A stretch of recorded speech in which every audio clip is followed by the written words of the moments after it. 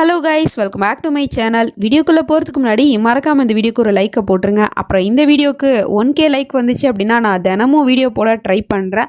சுத்தமாக வீஸ் வரல அப்படிங்கிறதுனால தான் நான் ஒரு நாள் விட்டு ஒரு நாள் இந்த சீரியல் போட்டுட்ருக்கேன். அதுக்காகலாம் இந்த சீரியலை நான் ஸ்டாப் பண்ணிவிடுவேன் அப்படின்லாம் நீங்கள் நினைக்காதீங்க. கண்டிப்பாக இந்த சீரியலை நான் ஃபுல்லாக போட்டு முடிக்க தான் போகிறேன். பட் அதுக்கு உங்களோட சப்போர்ட்டும் எனக்கு ரொம்ப முக்கியம். கொஞ்சம் பார்த்து சப்போர்ட் பண்ணி விடுங்க. சரி, வாங்க வீடியோக்குள்ளே போகலாம்.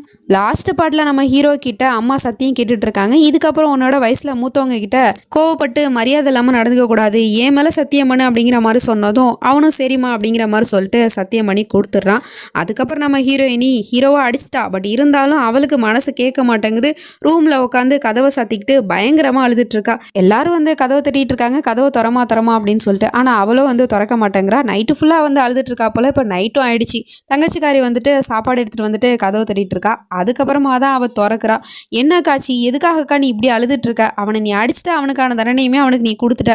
அப்புறமா நீ எதுக்காக அப்படி அழுகிற அப்படின்னு கேட்டா, அப்போதான் நம்ம ஹீரோ இதெல்லாம் அங்கே தூரத்துலேருந்து அவன் வீட்டிலேருந்து வேடிக்கை பார்த்துட்டு இருக்கான். ஸோ ஜன்னல்ல இருந்துட்டு இவங்க பேசுகிறத பார்த்துட்டு இருக்கான். அப்போ அவளும் சொல்கிறா, என்னன்னு தெரியல, அவன் பண்ண தப்புக்கான தண்டனை தான் அவனுக்கு கிடச்சிச்சு. அவனை நான் அரைஞ்சிட்டேன். பட் இருந்தாலும் என் மனசு ஏன் இவ்வளோ வேதனைப்படுதுன்னு தெரியல அப்படிங்கிற மாதிரி சொல்லிட்டு அழுகவும் தங்கச்சியோ கேட்குறா, ஒருவேளை நீ அவனை காதலிக்க ஆரம்பிச்சிட்டியாக்கா, அதனால தான் நீ அழுகிறியா அப்படின்னு கேட்டா, காதலா? அப்படிலாம் ஒரு விஷயம் நடக்கவே போகிறது கிடையாது. இதுக்கப்புறம் அவன் மேலே எனக்கு காதலும் வராது, ஒன்றும் வராது அப்படிங்கிற மாதிரி சொல்லிட்டு அவள் கோச்சிக்கிட்டு அங்கே இருந்து போயிடுறா. ஸோ இதெல்லாம் நம்ம ஹீரோவும் தூரத்துலேருந்து பார்த்து தானே இருந்தான். ஸோ அவனுக்கு நம்ம ஹீரோயின் அழுகிறத பார்க்கும்போது அவன் கண்ணிலேருந்தும் கண்ணீர் வருது. ஸோ இதை பார்த்துட்டு அம்மாவும் கேட்குறாங்க, என்னாச்சுப்பா, ஏன் அழுகிற அப்படின்னு கேட்டா, இன்னைக்கு அவள் இவ்வளோ வேதனைப்படுறானா அதுக்கு முழுக்க முழுக்க நான் தாம்மா காரணம், என்னால் தான் அவள் அழுகிறா, நான் தப்பு பண்ணிட்டேம்மா அப்படிங்கிற மாதிரி சொன்னா. தப்பு பண்ணிட்டல, அப்போனா அந்த தப்பை நீ சரி பண்ண பாரு. நாளைக்கே போயிட்டு அவகிட்டையும் அவள் அப்பா கிட்டேயும் மன்னிப்பு கேளுப்பா.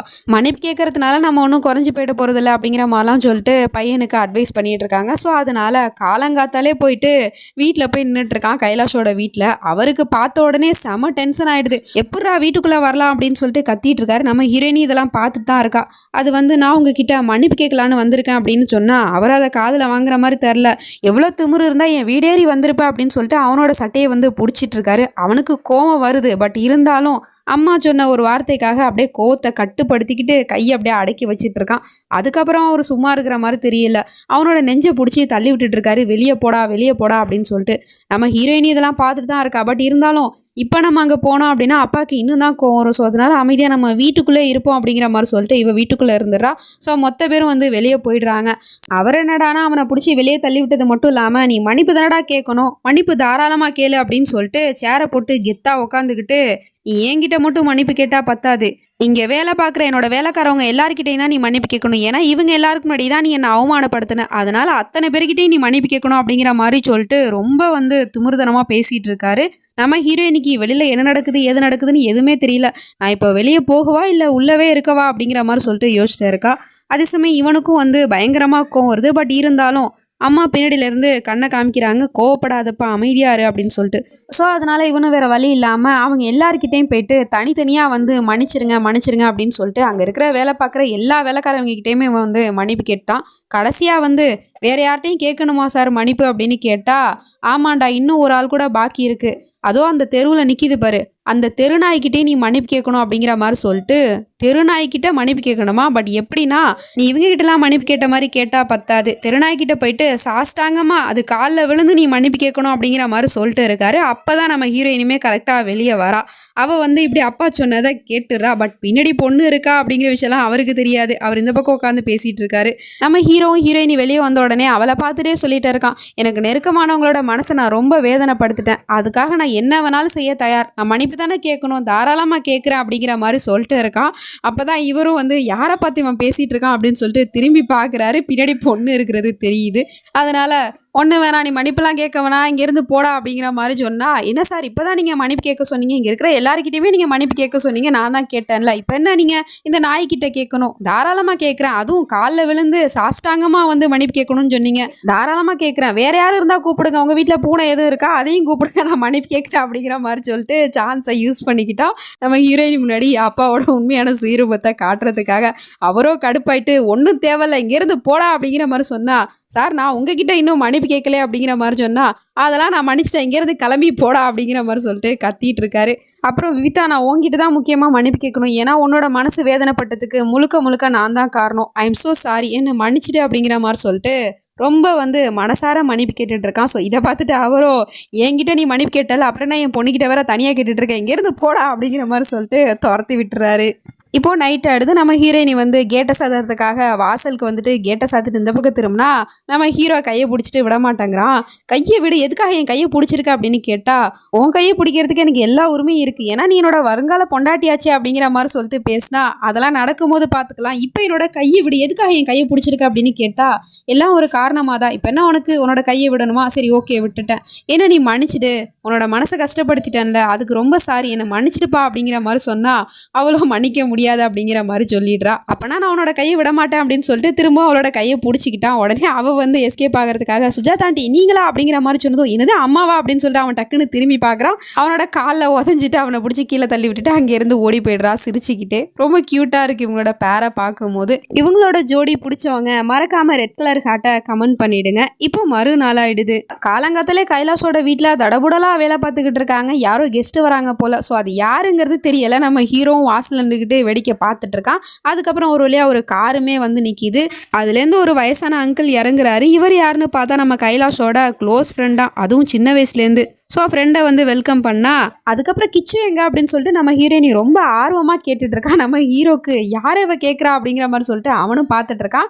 பார்த்தா கார்லேருந்து ஒருத்தவன் கிறுக்கு பையன் மாதிரி இறங்குறான். ஏன்னா அவன் போட்டிருக்க ட்ரெஸ்ஸே வந்து அரைகுறையாக தான் இருக்குது. அரைகுறையாக வந்து இறங்கிட்டு இருக்கான். அவனை பார்த்த உடனே நம்ம ஹீரோயினிக்கு அவ்வளோ சந்தோஷமா இருக்குது. போயிட்டு அவனை வெல்கம் பண்ணி பேசிகிட்டு இருக்கா. எவ்வளோ நாள் கழிச்சு உன்னை பார்க்குறேன், நீ எப்படி இருக்க, நல்லா இருக்கியா, உன்னை நான் ரொம்ப மிஸ் பண்ணேன் அப்படிங்கிற மாதிரிலாம் சொல்லிட்டு நம்ம ஹீரோயினி பேச பேச நம்ம ஹீரோக்கு ஒரே பொறாமையாக தாங்கலை. யாரை அவன் புதுசாக வந்து இறங்குறான் அப்படிங்கிற மாதிரி சொல்லிட்டு பார்த்துட்டு இருக்கா. அதுக்கப்புறம் தங்கச்சிக்காரி கேட்குறா, உன்னோட கிச்சுவை பார்த்த உடனே நீ எல்லாரையும் மறந்துடுவியே, உலகத்தையே மறந்துடுவியே அப்படிங்கிற மாதிரி சொல்லிட்டு அக்கா கிட்ட கேட்டா. அப்படின்னா மறக்காமல் இருப்பனா, இவன் என்னோட செல்ல தம்பியாச்சு அப்படிங்கிற மாதிரி சொல்லிட்டு காதை பிடிச்சி பேசிகிட்டு இருக்கா. அப்போ தான் நம்ம ஹீரோ நிம்மதி பெருமூச்சே விடுறான். தம்பி முறையாக்கும் அப்படிங்கிற மாதிரி சொல்லிட்டு அதுக்கப்புறம் எல்லாரையும் வெல்கம் பண்ணி கூட்டிகிட்டு போயிட்டாங்க. வீட்டில் உட்காந்து எல்லாரும் சாப்பிட்டுட்டு இருக்காங்க. நம்ம ஹீரோ தூரத்துலேருந்து எல்லாத்தையும் வேடிக்கை பார்த்துட்டு தான் இருக்கான் ஜன்னல் வழியாக. அப்போ பார்த்தா அந்த பயலோட பார்வையே சரியில்லை. அக்கா தங்கச்சி ரெண்டு பேரையுமே வந்து ஒரு மார்க்கமாக பார்த்துட்டு இருக்கான். அதுக்கப்புறம் நம்ம ஹீரோயினி ஸ்வீட்ஸ் எடுத்துகிட்டு வரேன் அப்படின்னு சொல்லிட்டு அவங்க இருந்து போயிடுறா. அந்த கேப்பில் இந்த பையன் என்ன பண்ணுறான்னா, வேணும்னே ஸ்பூனை வந்து கீழே போட்டுறான்.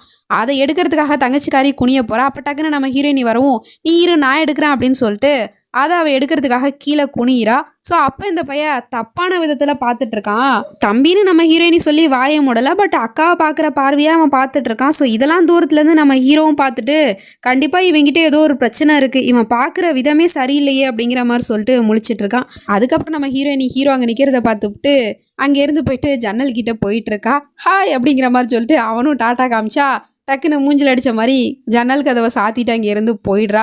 எவ்வளோ திமிரு இவளுக்கு, புதுசாக ஒருத்தன் வரவும் என்ன கண்டுக்க மாட்டாளே அப்படிங்கிற மாதிரி சொல்லிட்டு பார்த்துட்ருக்கான்.